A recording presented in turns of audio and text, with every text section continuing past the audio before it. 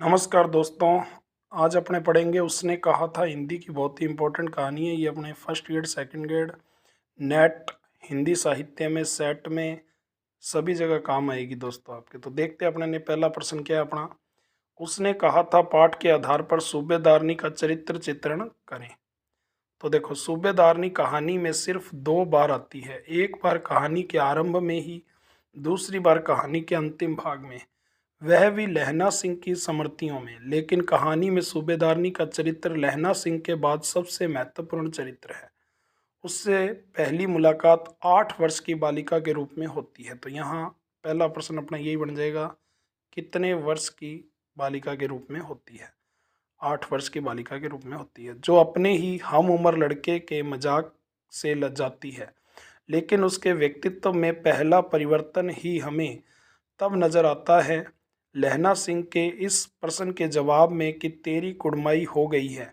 और जब वह यह कहती है कि हाँ हो गई है, देखते नहीं रेशम से कड़ा सालू, उसका इतना विश्वास के साथ जवाब देना यह बताता है कि जैसे सगाई के साथ वह एकाएक बहुत बड़ी हो गई है। इतनी बड़ी, उसमें इतना विश्वास आ गया है कि वह दृढ़तापूर्वक जवाब दे सके कि हाँ हो गई है। जाहिर है विश्वास की यह अभिव्यक्ति सूबेदारनी के व्यक्तित्व का नया पहलू है। फिर भी अभी वह समझने में असमर्थ है कि कुड़माई का अर्थ क्या है।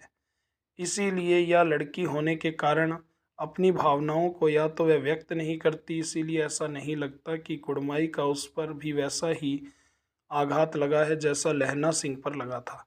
किंतु लहना सिंह के साथ उसके संबंध कितने गहरे थे, इसका एहसास भी कहानी में सूबेदारनी के माध्यम से ही होता है।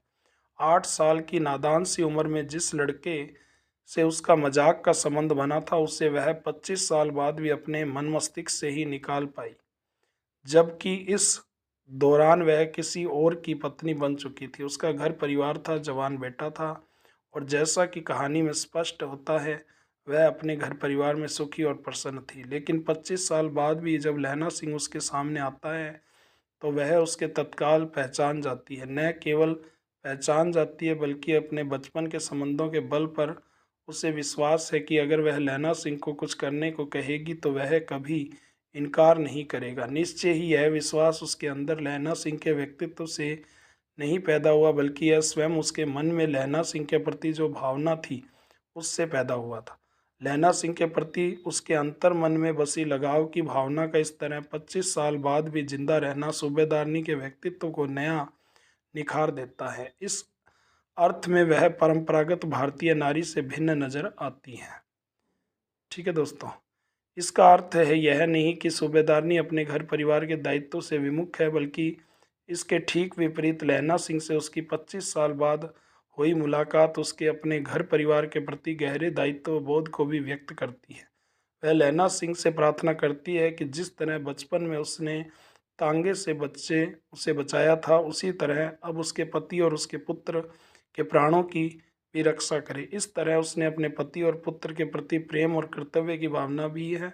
हम कह सकते हैं कि सूबेदारनी के लिए जितना सत्य अपने पति और पुत्र के प्रति प्यार और कर्तव्य है, उतना ही सत्य उसके लिए वे समर्थियाँ भी हैं जो लहना सिंह के प्रति उसके लगाव को व्यक्त करती हैं। उसके चरित्र के दो पहलू हैं और इनसे ही उसका चरित्र महत्वपूर्ण बन जाता है। अब देखो इसमें और क्या प्रश्न बनते हैं इम्पोर्टेंट। तो देखो,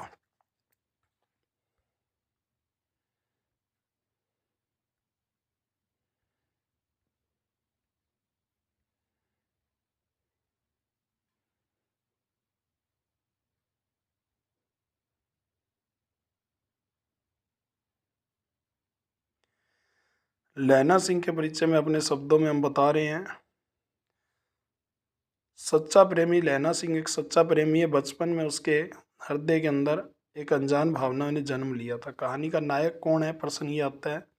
तो कहानी का समस्त घटनाक्रम लहना सिंह के आसपास चलता है, जिससे यह स्पष्ट होता है कि कहानी का प्रमुख पात्र कौन है, लहना सिंह है, नायक है। सच्चा प्रेमी लहना सिंह एक सच्चा प्रेमी है। बचपन में उसके हृदय में एक अनजान भावना ने जन्म लिया था जो प्रेम था। यद्यपि उसे अपना प्रेम न मिल सका, लेकिन फिर भी उसे सच्चाई से उसे हृदय में बसाए रखा। बहादुर तथा निडर लहना सिंह बहादुर तथा निडर व्यक्तित्व का स्वामी है। तभी तो वह बैठे रहने से बेहतर युद्ध को समझता है। चतुर लैला सिंह बहादुर होने के साथ साथ काफ़ी चतुर भी है, इसीलिए उसने लंपट साहब के नकली होने का शक हो गया। उसने चतुराई से उसका भांडा फोड़ दिया। सहानुभूति तथा दयालुपन लहना सिंह के चरित्र में सहानुभूति तथा दया भावना भी विद्यमान है, इसलिए वह भीषण सर्दी में भी अपने कंबल और जर्सी बीमार बोधा सिंह को दे देता है। वचन पालन सूबेदार जी ने लहना सिंह से अपने पति और बेटे के प्राणों की रक्षा करने की बात कही थी, लेकिन लहना सिंह ने उसके वचन की तरह निभाया और इसके लिए अपने प्राण भी न्यौछावर कर दिए। पाठ से लहना और सूबेदारनी के संवादों का एकत्र है। पाठ में लैला सिंह और सूबेदारनी के बीच कुछ संवाद निम्नलिखित है। बचपन का संवाद, तेरे घर कहाँ है मगरे में, और तेरे मांझे में यहाँ कहाँ रहती है। अतर सिंह की बैठक में, वे मेरे मामा होते हैं, मैं भी मामा के यहाँ हूँ, उनका घर गुरु बाजार में है। इतने में दुकानदार लड़के से मुस्कुराकर पूछा, तेरी कुड़माई हो गई।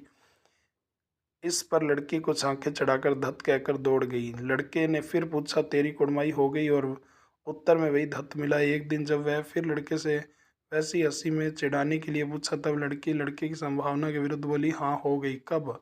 कल देखते नहीं, यह रेशम से घटा हुआ सालू है। सूबेदार के घर संवाद, मुझे पहचाना नहीं, तेरी कुड़माई हो गई धत, कल हो गई देखते नहीं, रेशमी बूटों वाला सालू। अमृतसर में सूबेदारनी कह रही है, मैंने तेरे को आते ही पहचान लिया, तुम्हारे आगे मैं आंचल पसारती हूँ। ठीक है दोस्तों, तो ये इस तरह से है।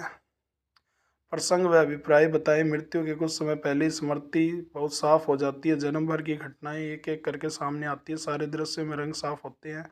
समय की धुंध बिल्कुल उन पर से हट जाती है। उत्तर में क्या है?